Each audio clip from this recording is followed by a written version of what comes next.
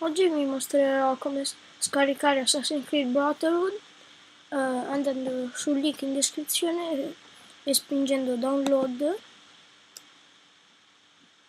Qui si aprirà questa pagina, schiacciamo ok.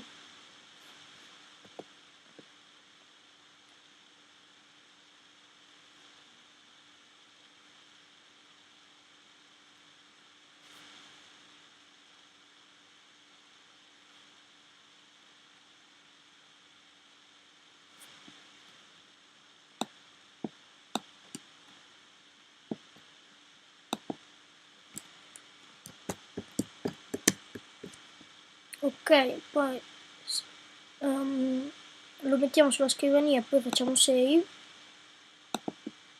C'era questa zip in cui schiacciamo 2 volte,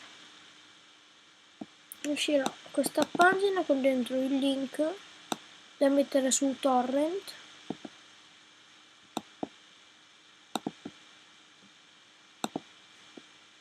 Andiamo qui, cancelliamo quello che c'è scritto e mettiamo il link. Poi schiacciamo ok e ci verrà sotto il download.